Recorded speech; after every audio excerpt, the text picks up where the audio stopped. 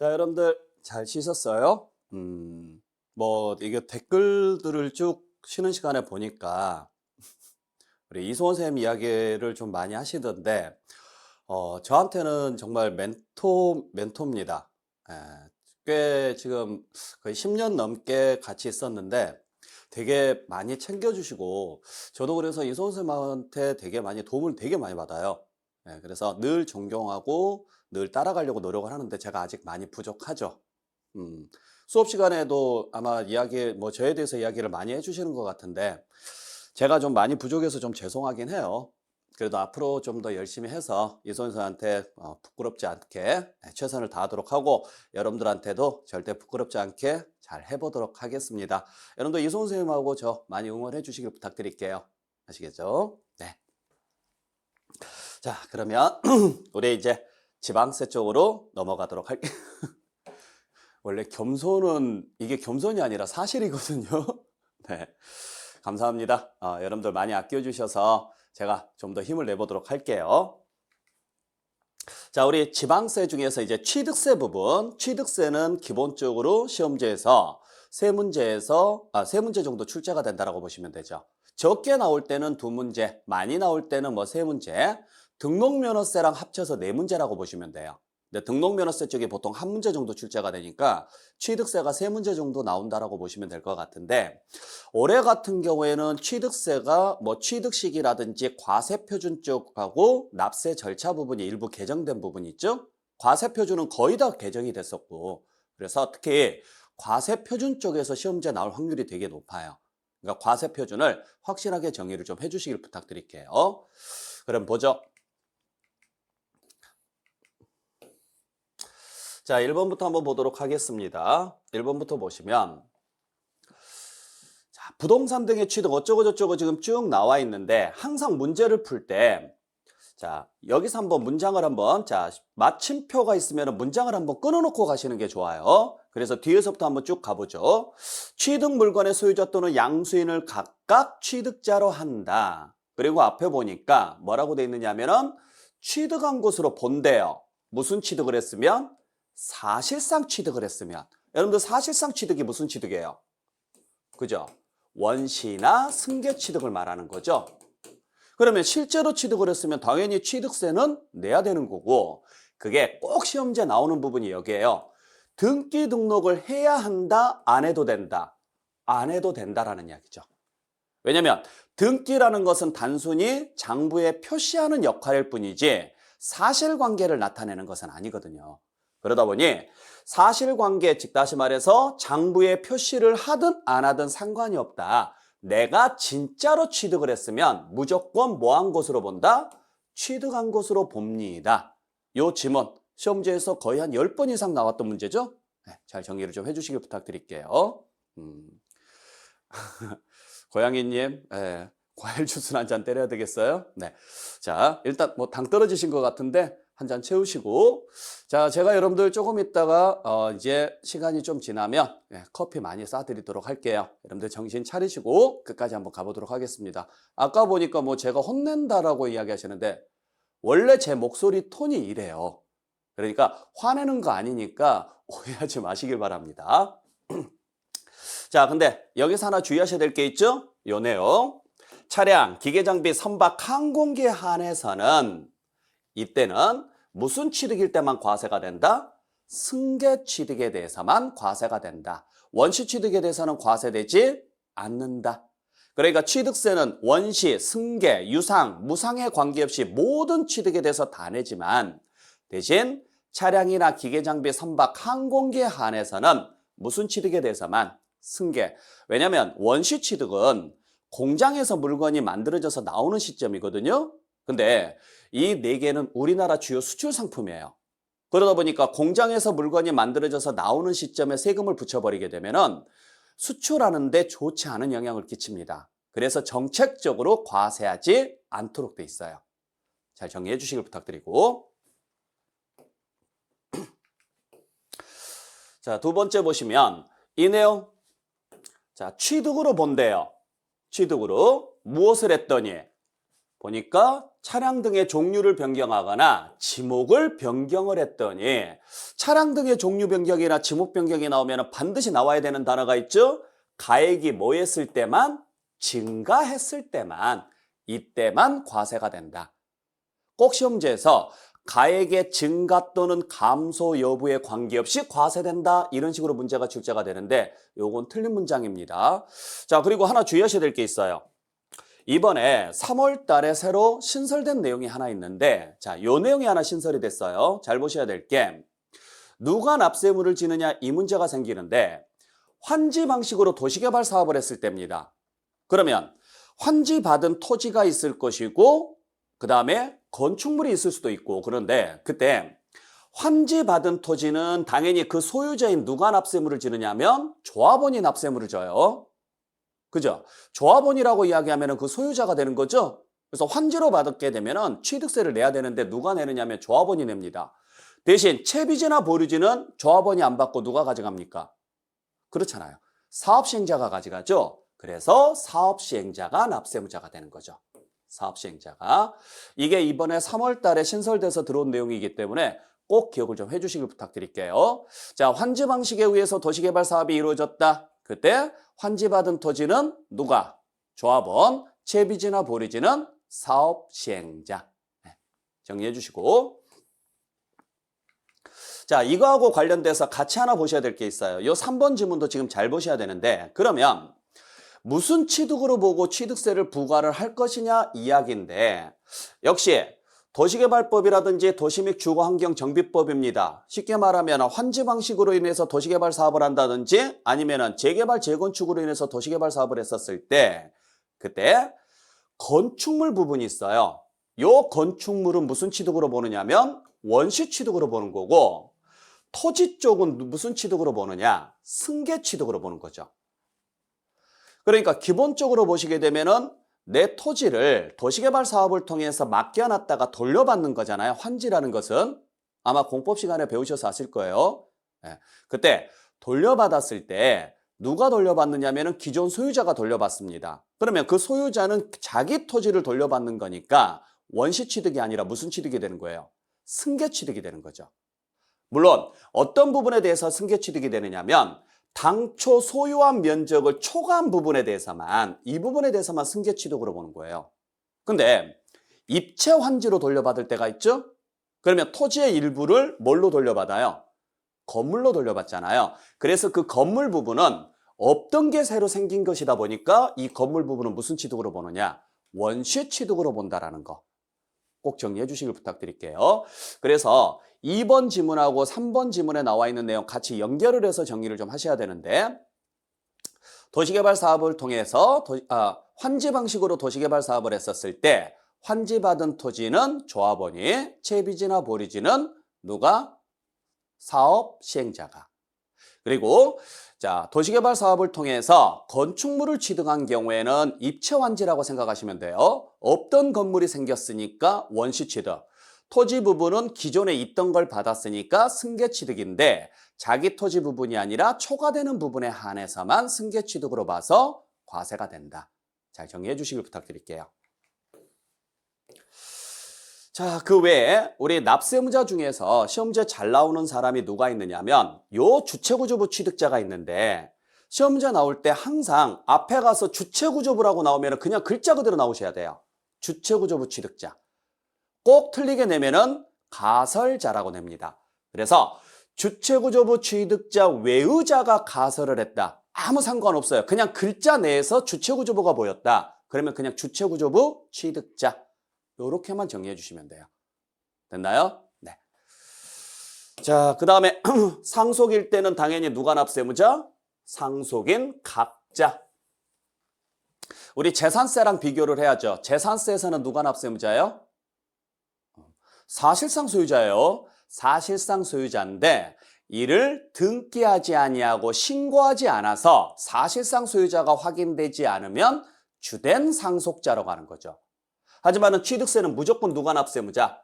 각자가 납세무자가 된다. 같이 재산세랑 같이 비교를 해서 정리를 좀 해주시면 좋을 것 같아요. 그래서 다시 한번 재산세는 원칙이 누가 납세무자냐? 6월 1일 현재 사실상 소유자가 납세의무자다. 근데 이 사실상 소유자를 뭐 하지 않고 등기하지 아니하고 신고도 하지 않아서 사실상 소유자가 확인되지 않았다. 그러면 주된 상속자가 납세의무자가 된다. 그러니까 이 주된이라는 말은 어디에서만 나오는 이야기냐? 재산세에서만 나오는 이야기고 반드시 무슨 단서 조항이 붙어야 되느냐? 등기하지 아니하고 신고하지 않았다. 요 단서 조항이 꼭 확인을 좀 해주셔야 돼요. 이 단서 조항을. 그 다음에 6번에 보시게 되면은, 자, 여기서도 지금 조합원이 한번 나오는데, 자, 조합원이 취득한 것으로 본대요. 그래서 조합원이 나왔잖아요. 근데 앞에 봤더니, 다른 말이 없습니다. 다른 말이 없고, 뭐라고 돼 있느냐면, 자, 누구용으로 취득했다?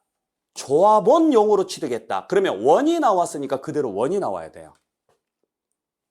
요 내용은 이런 식으로만 정리해 주시면 돼요. 그래서 조합원용 부동산이다. 그러면 누가 납세의무자? 조합원. 만약에 비조합원용이다. 그러면 그때는 조합이 납세의무자가 되는 거예요. 그래서 우리가 조합원이 나오는 경우가 두 가지 케이스가 있어요. 하나가 아까 앞에서 봤던 환지 방식으로 도시개발 사업을 했을 때 그 환지는 조합원이 납세의무자. 그 다음에 조합원용 부동산인 경우에도 역시 누가 납세의무자? 조합원. 그러니까 조합이라고 나오면 무조건 틀린 문장입니다. 조합이 납세의무자가 되는 경우는 없다. 아셨죠? 자, 그래서 여기까지가 우리 취득세 납세의무자인데, 취득세 납세의무자 다시 한번 정리 한번 해보도록 하죠. 취득세 납세의무자는 누구냐?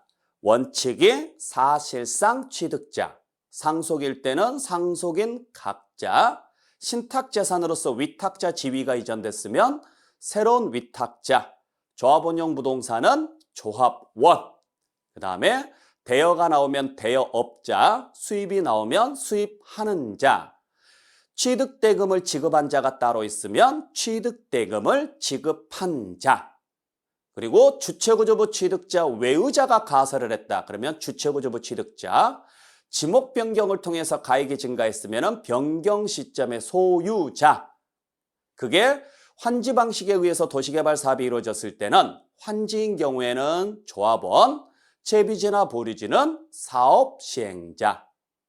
그 다음에 주식을 취득을 해서 과점주주가 됐으면 그때는 과점주주가 납세의무자다. 네, 그렇게 정리해 주시길 부탁드릴게요. 자, 그 다음에 우리가 원시 취득이냐 승계 취득이냐, 다시 승계일 때는 유상이냐 무상이냐 문제에서 늘 나오는 문제. 자, 배우자 또는 직계 좀비속이 나옵니다. 배우자나 직계 좀비속이 나오게 되면은 무조건 뭘로 가야 돼요?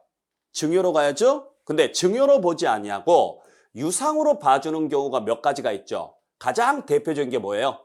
교환이죠. 교환 말고도 경매, 공매, 파산 선고에 의한 처분이 있고 그 다음에 대가를 입증하는 경우도 있습니다. 정리하시고, 그 다음에 8번에 보시게 되면은, 자, 부담부 증여가 딱 나옵니다. 그래서 문장을 딱 보시게 되면 취득한 것으로 본대요. 어떻게? 유상으로. 그래서 앞에 봤더니 부담부 증여가 나왔습니다. 부담부 증여가 나오면 제일 먼저 확인해야 될 것은 뭐부터 확인해야 돼요? 그렇죠. 거래 당사자가 누구인지부터 확인하셔야 돼요. 왜냐하면 거래 당사자가 배우자나 직계 좀비속이면 채무액이든 아니든 관계없이 다 증여로 가야 됩니다. 단 대가를 입증했다라고 나왔을 때만 유상거래로 가야죠. 두 번째, 배우자나 직계 좀비속이 아니라면 그때는 채무액 부분인지 채무를 제외한 부분인지를 보셔야 되는데, 보니까 일단 배우자나 직계 좀비속은 아니라네요. 그러면 두 번째 확인해야 될 것은 채무 부분인지 아닌지를 봐야 되는데 채무 부분에 해당하는 부분이래요. 그러면 당연히 이건 무슨 취득으로 봐야 돼요? 유상 취득으로 보는 게 맞죠. 그래서 부담부 증여 문제가 나왔을 때 유상이냐 무상이냐라는 문제가 나왔다. 그러면 제일 먼저 확인할 것은 배우자나 직계 좀비속인지 아닌지부터 확인해라. 두 번째는 배우자나 직계 좀비속이 아니라면 채무액인지 아닌지를 확인을 해라. 그래서 채무 부분은 갚아야 되니까 대가성이 있는 거래로 봐서 유상거래로 보시고, 채무를 제외한 나머지는 안 갚아도 되니까 증여로 보시면 되죠. 그렇게 정리해 주시고, 자, 그 다음에 우리 과점주주 문제가 나오죠. 여러분들 과점주주 문제가 나오면 딱 두 가지만 좀 정리를 좀 해주시면 될 것 같아요. 자, 그래서 보죠. 우리 과점주주 문제가 나왔을 때 일단 글자 문제로 나오게 되면은 첫 번째가, 자, 일단 요거부터 정확히 정리를 좀 해주세요. 과점주주 문제가 나왔다. 그러면 설립 시점에 40%였던 사람이 60%가 됐다가 다시 60%가 됐다가 70%가 됐다가 다시 50%가 됐다가 다시 80%가 됐다. 자, 이러한 식으로 나왔다. 예를 들어서 그러면 제일 먼저 확인해야 될 것은 무엇부터 확인해야 될까요? 그렇죠? 과점주주인지 아닌지부터 확인하셔야 돼요. 그래서 봤더니 40% 과점주주다 아니다? 아니다. 60% 과점주주죠? 70% 과점주주고 50%는 과점주주다 아니다? 아닙니다. 50%는 과점주주가 아니죠. 왜냐하면 과점주주는 50%를 뭐 해야 되니까? 초과해야 되니까. 그러면 80%는 과점주주가 맞죠. 그랬을 때 최초로 과점주주가 됐다? 그러면은 그냥 그 지분 전체에 대해서. 다시 과점주주가 됐다. 그러면 그때는 무조건 증가분에 대해서만 내면 돼요.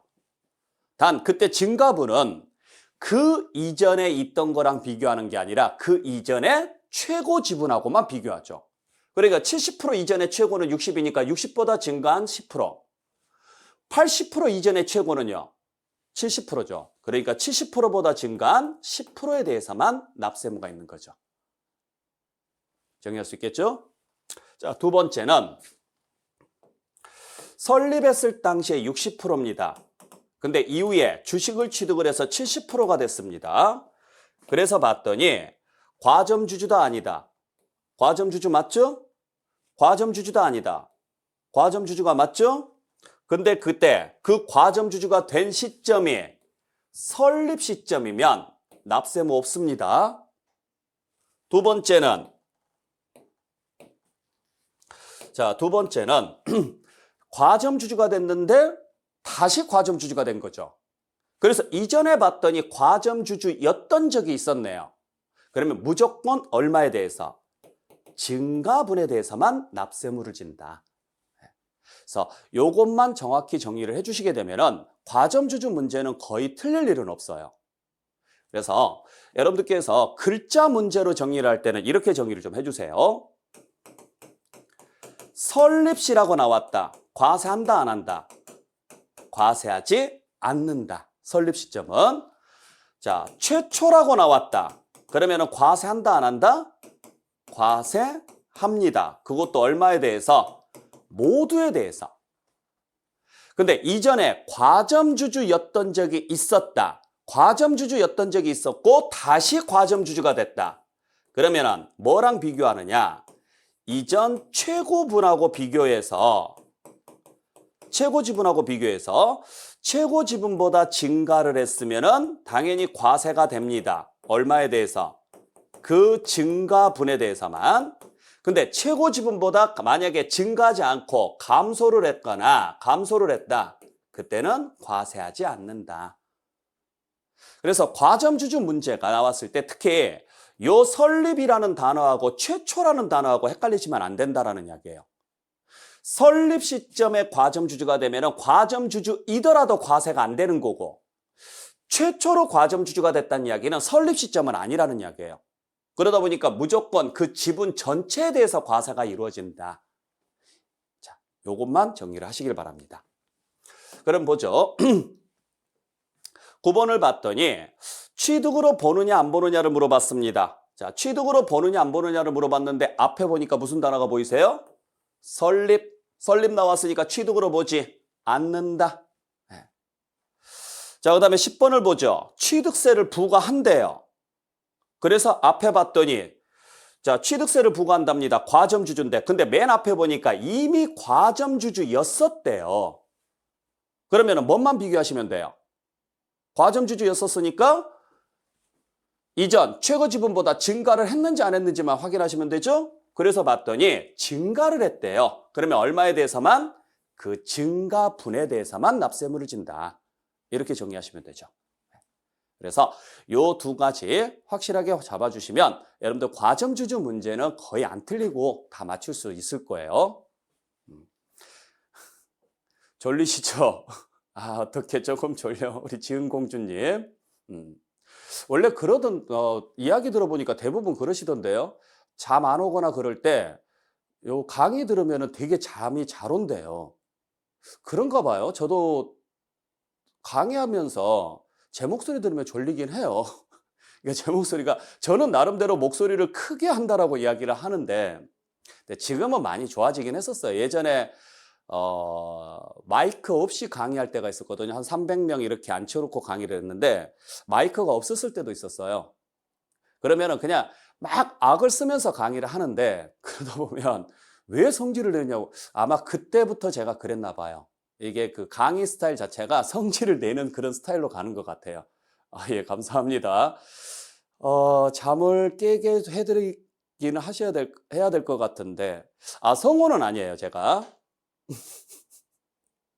그죠? 강의할 때는 지금 집중하시느라고 지금 채팅방 안 하시고, 강의 안 하니까요. 채팅방 지금 쫙 올라오죠? 아, 너무 좋아요. 자, 가끔 한 번씩 이렇게 정리 한번 하도록 할게요. 자, 이제 11번부터 보도록 하겠습니다. 여러분들, 취득시기에 대한 부분인데, 우리 취득시기 같이 한번 외워보죠. 유상취득일 때는 언제다? 사실상 잔금지급일. 자, 따라하세요. 사실상 잔금지급일. 사실상 잔금지급일이 확인되지 않으면 계약상 잔금지급일. 계약상 잔금지급일이 명시되지 않으면 계약일로부터 60일이 경과된 날. 그 다음에 연부로 취득했을 때는 사실상 연부금 지급일. 그 다음에 상속일 때는 상속개시일, 무상일 때는 계약일. 기억나시죠? 그 다음에 재산분할이나 점유로 취득을 했으면 무조건 등기일로 간다. 그리고 매립간척이면 공사, 준공, 인가일. 단 그 전에 사용승낙이나 사용허가를 받거나 사실상 사용했으면 빠른 날로 가고, 그 다음 건축이나 개수가 나왔다. 사용승인서. 사용승인서 전에 임시사용승인을 받았으면 임시사용승인일, 사용승인이나 임시사용승인을 받을 수 없으면 사용이 가능한 날, 그리고 주택법이 나오면 사용검사, 정비법이 나오면 다음 날, 지목변경이 나오면 사실상 변경된 날과 공부상 변경된 날 중 빠른 날. 단 그 이전에 사용하는 부분은 사용일. 따라하셨어요? 네. 그렇게 하시면서 계속 반복하셔야 돼요. 자, 그러면 11번 보죠. 11번 보시면 올해 개정된 게 이거거든요. 유상인데 작년까지는 아마 공부해 보신 분들 아시겠지만은 작년까지는 유상은 계약상으로 갈 거냐 사실상으로 갈 거냐 선택이었습니다. 근데 올해부터는 무조건요. 사실상이 1번입니다. 그리고 사실상이 확인되지 않으면 그때는 뭘로 가요? 계약상으로 갑니다. 그러니까 계약상으로 가려면 사실상 잔금 지급일이 확인되지 않았을 때뿐이에요. 그리고 참고로 계약상 잔금 지급일이 명시가 안 돼 있다. 계약서에 봤더니 잔금일이 안 나와 있더라. 그러면 그때 가서는 계약일로부터 60일이 경과된 날로 가야죠. 그리고 이 날하고 무슨 날하고 비교해요? 등기라고 비교해서 그중에서 빠른 날로 갑니다. 그 다음에 12번에 보니까 무상 나왔습니다. 무상 나오면 무조건 계약일이 나와야죠. 물론 그 전에 등기를 했으면 등기로 가는 게 당연한 이야기인 거고, 주의하셔야 될 게 증여 같은 경우에 양도소득세에서는 계약일이 아니라 언제로 갑니까? 그죠? 증여를 받은 날로 가죠. 양도소득세에서는 증여를 받은 날로 가지만 취득세에서는 무슨 날로 가요? 계약일로 간다라는 거죠. 물론 상속은 언제이고 상속 개시일이고. 그 다음에 13번 시험제 정말 많이 나오죠. 자, 취득한 것으로 보지 않는데요. 무슨 짓을 했더니? 계약을 해제를 했더니, 자, 계약이 해제가 됐을 때 취득으로 보지 않으려면 전제 조건 두 가지. 첫 번째, 반드시 뭐 하지 않았어야 된다? 등기하지 않았어야 된다. 두 번째는 며칠 이내 해제가 됐어야 된다. 60일 이내에 해제가 됐어야 된다. 늘 시험제 나오면 여기 나오잖아요. 등기를 하더라도 이런 식으로 나오니까 여기만 잘 정리해 주시면 돼요. 해제 문제가 나왔을 때 그래서 이것도 앞에서부터 문장을 읽고 들어가면 얘가 뭘 물어보는지 몰라요. 그러니까 뒤에서부터 연결을 해서 들어가면 어떤 부분에 대해서 물어보고 있는지 확실하게 답을 찾을 수가 있다라는 이야기죠. 자, 그 다음에 14번을 보죠. 자, 14번을 봤더니 취득일로 본대요. 공사준공 인가일을 매립간척일 때. 자, 매립간척이면 뭐 공사준공 인가일. 이건 당연한 이야기인 거고. 자, 15번 주의하시길 바랍니다. 자, 15번 보시면 건축이 나와요. 그러면 건축은 무조건요. 사용승인서입니다. 문제는 사용승인서 전에 임시사용승인을 받았다. 그럼 당연히 임시사용승인일로 가는 거고. 자, 요 내용이죠. 사용승인서라든지 임시사용승인을 받을 수 없다. 사용승인이나 임시사용승인을 받을 수 없을 때는 사용일로 간다 그러시면 안 돼요. 사용이 뭐한 날? 가능한 날로 간다. 이 날하고 무슨 날하고 비교하느냐? 사용일하고 비교해서 그 중에서 어떤 날? 빠른 날로 가죠. 그러니까 사용승인이 1번, 임시사용승인이 2번, 그리고 사용이 가능한 날이 3번. 요 1, 2, 3번 중에 하나를 고른 다음에 이 날하고 무슨 날하고 비교하는 거냐면 사용이라고 비교해서 이 중에서 어떤 날? 빠른 날. 빠른 날. 정리할 수 있겠어요? 네. 그래서 사용승인이나 임시사용승인을 받을 수 없는 경우에는 사용일로 한다 그러시면 무조건 틀린 문장이에요. 양도소득세 가면은 어떻게 돼 있느냐면 허가받지 아니한 경우에는 사용일로 간다 이렇게 나와요. 그러니까 요 사용이 가능한 날이라는 요 문장 있잖아요. 이 문장이 양도소득세에서는 없어요. 하지만 취득세에서는 이 문장이 들어가 있기 때문에 요걸 잘 확인을 좀 해주셔야 돼요. 왜냐면 세금을 빨리 걷고 싶으니까 실제 사용한 날 전에 사용이 가능한 상태라면 그날 취득한 걸로 보고 계산을 해버립니다. 확인 좀 해주시고. 자, 그 다음에 16번 문제 시험제 정말 많이 나오죠. 여러분들 지목 변경이 나왔을 때 항상 주의하셔야 될 게 있어요. 취득 시기를 물어볼 때.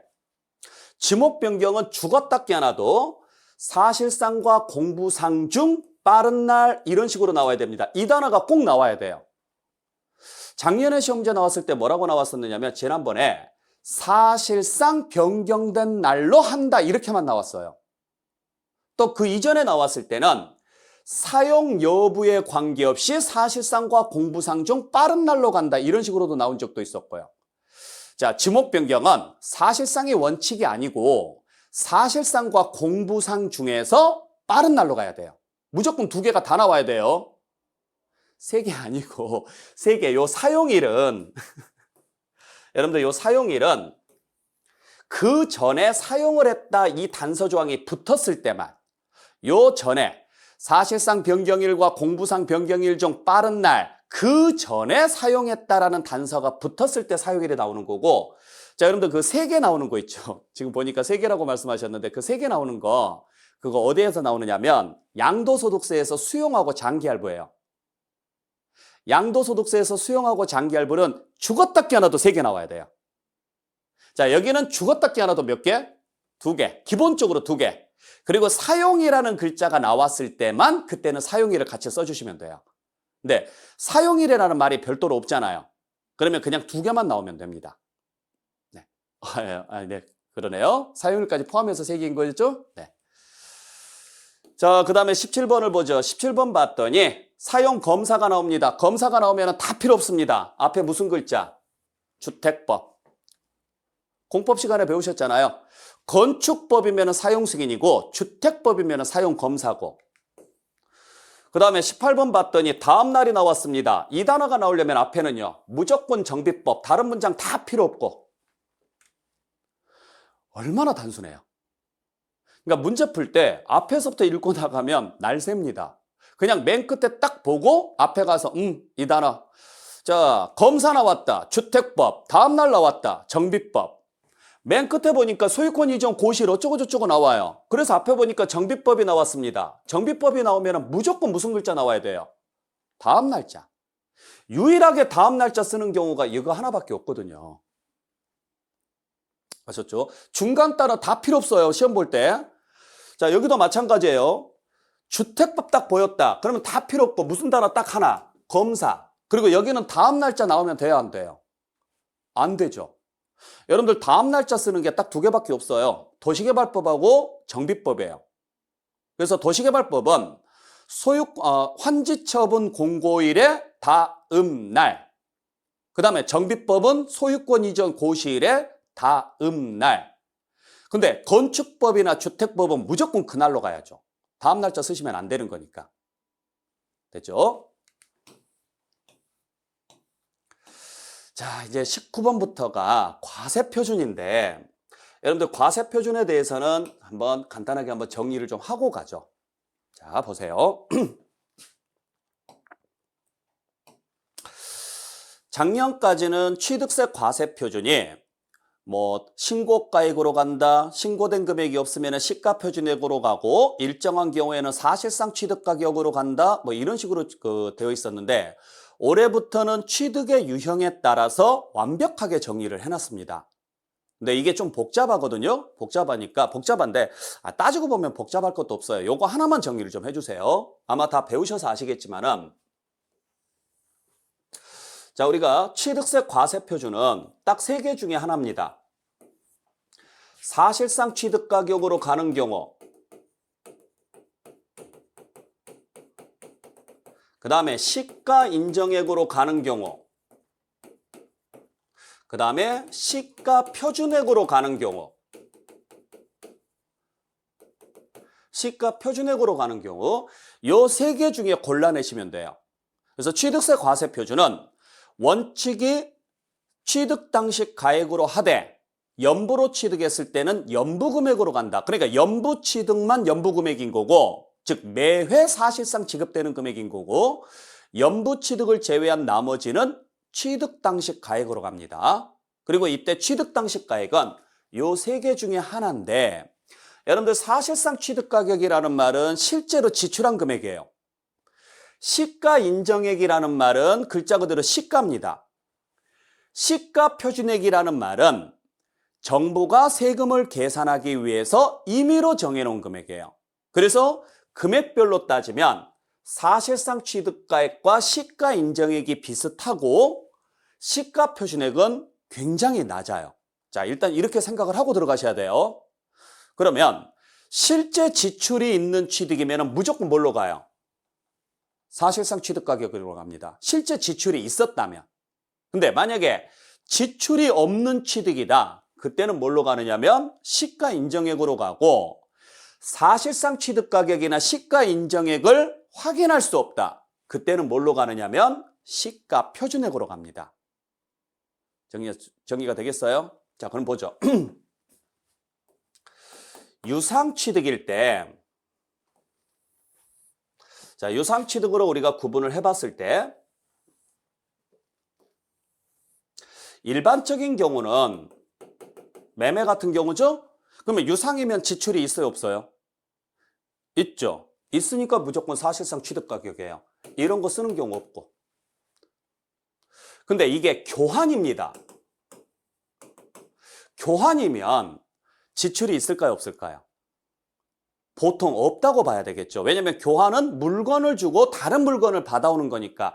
그래서 교환일 때는 시가 인정액으로 가요. 그때 시가 인정액이 교환하는 쌍방 시가 인정액을 다 인정해 주는 게 아니고 교환하는 쌍방 시가 인정액 중에서 높은 걸로 가요. 높은 거. 그 다음에 부당행위라는 게 있어요. 부당행위가 뭐냐면 특수관계인과의 거래를 통해서 세부담을 낮추는 과정을 부당행위라고 하는데 취득세 부담을 낮추려면 낮게 취득을 해야죠. 그래서 낮게 취득을 했었을 때인데 그 시가 인정액과 취득가액의 차이가 시가의 5% 또는 3억 원 이상일 때만 만약에 여기에 해당한다. 그러면 취득가액을 인정하지 않고 시가 인정액으로 갑니다. 자, 그 다음에 무상보죠. 무상인 경우에는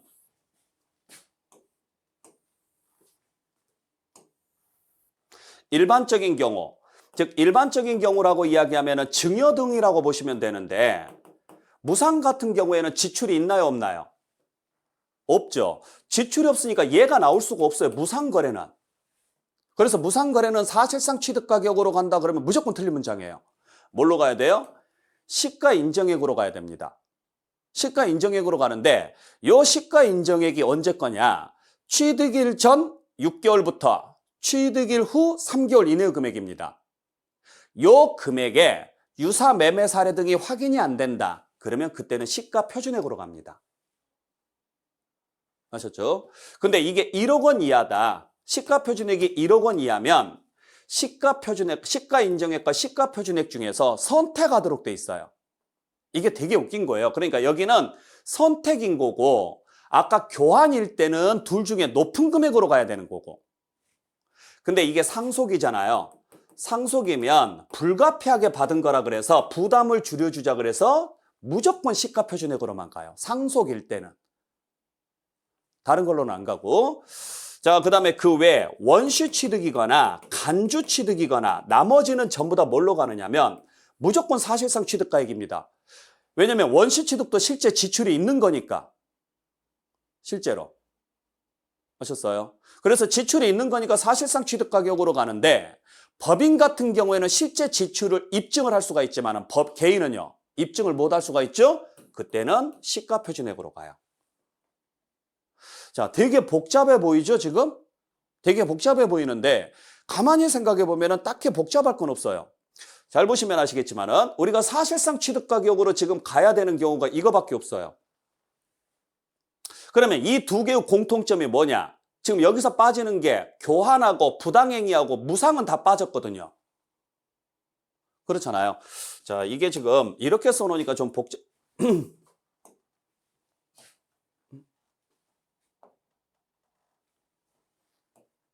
자, 이렇게 써놓으니까 지금 복잡해 보이는데 여러분들께서 이렇게 지금 보니까 지금 이 동그라미 쳐놓은 것만 지금 잘 봐보세요. 우리가 사실상 취득가격으로 가는 경우가 여기하고 여기밖에 없어요. 둘 다 공통점은 뭐냐면 실제 지출이 있었다라는 거죠. 실제 지출이. 그래서 지출이 있는 취득은 전부 다 사실상 취득가격으로 갑니다. 근데 무상 같은 경우는 일단 지출은 없잖아요. 그러니까 무상에서 사실상 취득가격은 나올 수가 없죠.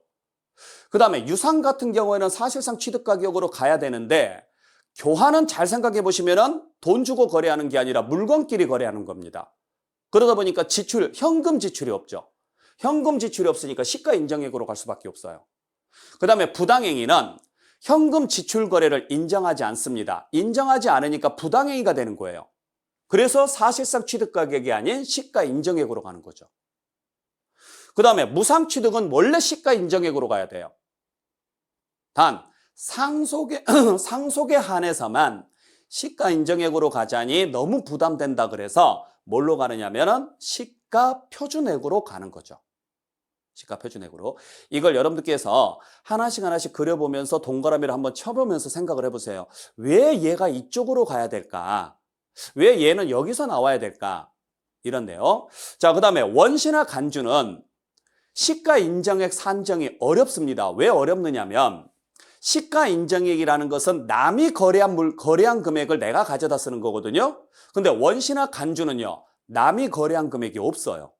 그래서 시가인정액을 찾기가 너무 어려워요. 그래서 애초부터 시가인정액으로 가는 게 아니라 원시나 간주에 한해서는 사실상 취득가격이 확인되지 않으면 뭘로 가느냐면 시가표준액으로 간다. 요것만 딱 정리해 주시게 되면은 문제 푸는 데는 거의 지장은 없을 겁니다. 자, 그리고 이때 사실상 취득가격 계산할 때 꼭 하나 기억하셔야 될 게 있죠? 용역비라든지 수수료라든지 국민주택 채권이라든지 이런 것들은 취득가액에 다 포함이 되고 광고선전비, 이주비, 전기, 가스, 부가가치세, 할인액은 애초부터 제외됩니다. 문제는 법인일 때는 포함을 하지만 개인일 때는 제외하는 경우가 있죠. 건설자금이자, 올해부터 건설자금이자는 법인만 포함이에요. 그 다음에 할부 또는 연부계약에 대한 이자 및 연체료, 중개보수 요 세 개는 법인이 취득자면은 취득가액에 포함이 되지만 개인이 취득자일 때는 제외한다라는 거. 그 다음에 시가 인정액은 올해 새로 만들어진 건데 이건 딱 두 가지만 정리하시면 돼요. 첫 번째, 시가 인정액은 취득일 전 6개월부터 취득일 후 3개월 이내의 금액이다. 이거 뭐랑 헷갈리시면 안 되느냐면 양도소득세 가게 되면은 우리 매감환기 추계 방식 계산하는 방식 있죠. 그때 매매 사례가액이나 감정가액은 취득일 전 3개월 후 3개월이에요. 그러니까 양도소득세에서 추계 방식은 전후 3개월 이내의 금액이거든요. 취득세에서 시가 인정액은 전 6개월 후 3개월입니다. 됐어요? 그리고 이게 만약에 전 6개월부터 후 3개월 이내에 2개 이상의 시가 인정액이 잡힌다면 어떤 걸로 가느냐? 가까운 날의 걸로 가요. 가까운 날의 거. 근데 우리 양도소득세 가면은 2개 이상이 잡히잖아요? 그러면 순서대로 가요. 매매 사례가액하고 감정가액이 동시에 잡혔다. 그러면 매매 사례가액으로 갑니다. 하지만은 취득세 같은 경우에는 매매 사례가액하고 감정가액이 동시에 잡혔다. 그러면 취득일로부터 가까운 날의 걸로 갑니다. 그러다 보니까 이게 취득세 문제에서 나왔느냐, 양도소득세에서 문제에서 나왔느냐에 따라서 약간 많이 좀 헷갈릴 수가 있어요. 확실하게 잡아주시는 게 좋을 것 같아요. 자, 그러면은 이 내용을 기준으로 해서 우리 문제 한번 풀어보도록 하죠. 19번 보도록 하겠습니다. 19번 보시면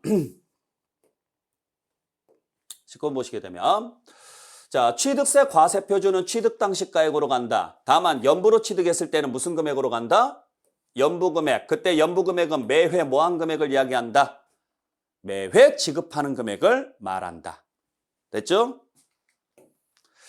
그 다음에 20번 문제를 보죠. 자, 20번 지문을 보시면은 취득 당시 가액으로 할 수 있대요. 무슨 금액을?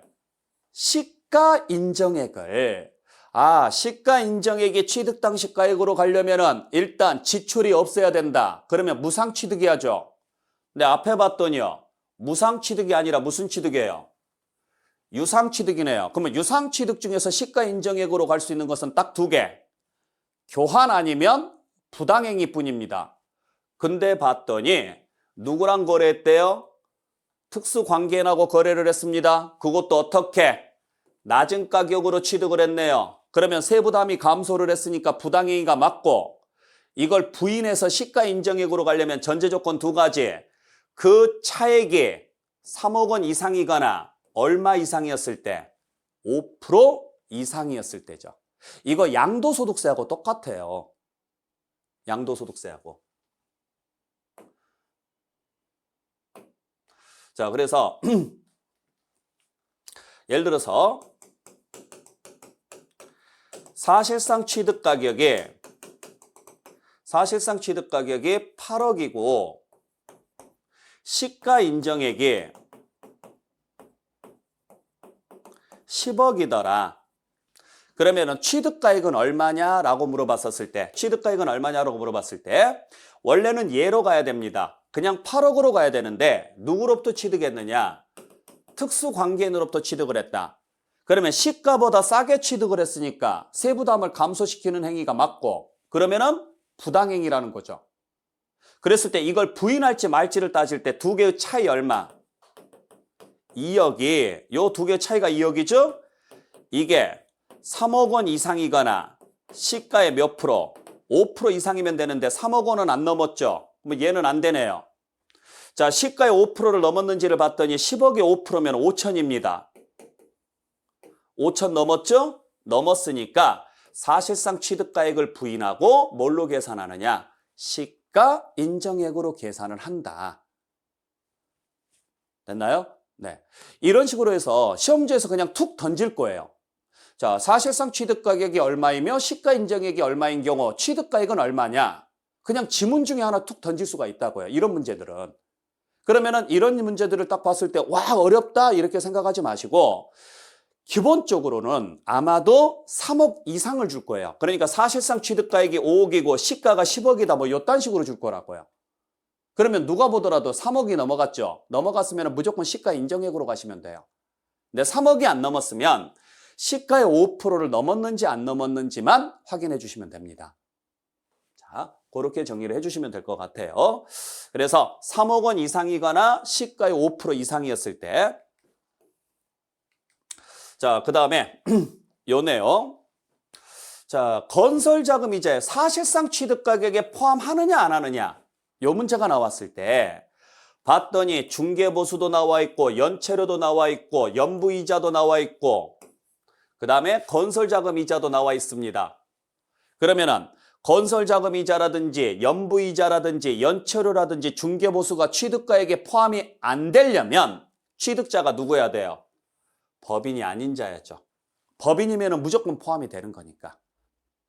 요거 확실하게 잡아주시고. 아마 올해 시험지에서 나오면 이쪽에서 나올 확률이 제일 높긴 해요. 왜냐면 이게 전통적으로 잘 나왔던 부분이거든요. 자, 그 다음에 22번 보죠. 22번 보시면은 자, 취득자 조건 부담액과 채무 인수액이 있습니다. 이건 당연히 뭐 취득가액에 포함되는 거고 이건 제가 딱히 설명드릴 건 없네요. 자, 23번 잘 보세요. 뭘로 간대요? 시가 인정액으로 간대요. 그래서 앞에 봤더니 무상입니다. 무상이면은 당연히 시가 인정액이죠. 단 이게 뭐라면 상속이라면 그때는 무조건 뭘로 간다? 시가 표준액으로 가는 거고 그리고 상속을 제외한 나머지 무상 중에서 그게 1억 원 이하짜리라면 시가 인정액과 시가 표준액 중에서 납세자가 정한 금액으로 갑니다. 그러니까 1억 원 이하짜리라면 솔직히 말해서 시가 인정액하고 시가 표준액이 얼마 차이가 안 나요. 소액이다 보니까. 그래서 이게 그냥 이렇게 이 둘 중에서 하나만 알아서 정하십시오. 이런 식으로 돼 있는 거죠. 여러분들 이 내용하고 지금 가장 많이 비교를 좀 해야 되는 내용이 뭐냐면 여기에는 지금 안 나와 있지만은 아까 교환 있죠. 교환 같은 경우는 예를 들어서 갑이라는 갑이라는 분이 계시고 을이라는 분이 계세요. 근데 갑이 건물을 하나 주고 을로부터 토지를 받아왔습니다. 이렇게 물건 주고 물건을 받아오는 거래를 무슨 거래라고 그래요? 교환이라고 하죠. 근데 요 건물의 시가 인정액이 주변 시세를 확인해 보니까 10억으로 돼 있는데 요 토지의 시가 인정액이 8억입니다. 예를 들어서 자, 그러면은 요 토지에 대한 갑의 취득가액은 얼마냐라고 물어봤을 때 시가 인정액이 8억이니까 8억으로 합니다. 그러시면 안 되고 이 둘 중에서 높은 금액으로 가야 돼요. 그러니까 무조건 토지의 취득가액도 얼마? 10억. 건물의 취득가액도 10억이 되는 거죠. 둘 중에서 어떤 금액으로 간다? 큰 금액으로 가는 거예요. 각각의 시가 인정액으로 한다. 그러면 틀린 문장입니다.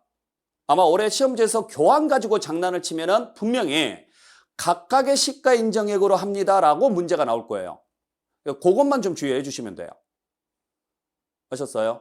대신 무상 취득 중에서 증여 같은 경우에 그게 1억 원 이하면 그때는 시가 인정액과 시가 표준액 중에서 납세자가 정한 금액으로 가는 거고 둘 중에 큰 금액으로 간다가 아니라 납세자가 알아서 정하도록 돼 있는 거고 자, 정리하시길 부탁드릴게요. 자, 그 다음에 24번 지문도 우리 시험지에서 잘 나왔던 지문인데 이것도 올해 바뀌었죠. 자, 지목을 바꿨대요. 지목을 바꿨으면은 지출이 있나요, 없나요? 있죠. 당연히 지목을 변경했으니까 지출이 있겠죠. 왜냐하면 지목 변경하기 위해서 서류 준비부터 시작해서 토지 정리까지 다 해야 되니까 지출이 있습니다. 지출이 있으니까 당연히 뭘로 가야 돼요? 사실상 취득가격으로 가야 돼요. 그래서 그 증강가액에 해당하는 사실상 취득가격으로 하되 누구에 한해서냐? 법인이 아닌 자에 한해서입니다. 자, 법인이 아닌 자에 한해서 사실상 취득가격을 확인할 수 없다면 원래는 사실상 취득가격으로 가야 되는데 확인할 수 없다면 그때는 뭘로 가느냐면은 그때 한해서는 자, 시가표준액으로 가는데 그때 시가표준액은 변경 후 시가표준액에서 변경 전 시가표준액을 뭐한 금액으로 가느냐면 뺀 금액으로 가요. 됐나요? 네. 자, 그럼 보죠. 이것도 다시 한번 확인하셔야 될 게 A 지목에서 B 지목으로 지목을 바꿉니다. A 지목에서 B 지목으로 지목을 바꿨을 때 여러분들 지목 변경을 하게 되면은 등기를 해야 돼, 안 해야 돼요? 당연히 등기를 해야 돼요. 변경 등기를 하셔야 됩니다. 그러면은 취득세를 낼 거냐 등록면허세를 낼 거냐 이 문제가 생기는데 취득세를 내려면은 전제 조건은 뭐가 돼요? 가액이 증가를 해야 돼요. 근데 가액 증가는 뭘로 따지느냐면 공시지가 가지고 따집니다. 시가표준액. 문제가 되는 것은 기존 공시지가는 공시가 되어 있어요. 기존 공시지가는. 근데 지목을 바꿨을 때 새로운 공시지가가 나오기 전까지는 가액 증가 여부를 확인할 수 없으니까 취득세를 낼 수가 없습니다. 그래서 지목 변경에 대한 등기는 등록면허세를 내고 등기를 해요. 그리고 기다립니다. 기다렸다가 새로운 공시지가가 나왔어요. 새로운 공시지가가. 그랬더니 12억으로 공시가 됐고 가액이 증가한 사실이 확인이 됐네요. 그러면 여기에 대해서 취득세를 내라는 이야기죠. 취득세를. 얼마에 대해서? 그 증가한 가액에 대해서.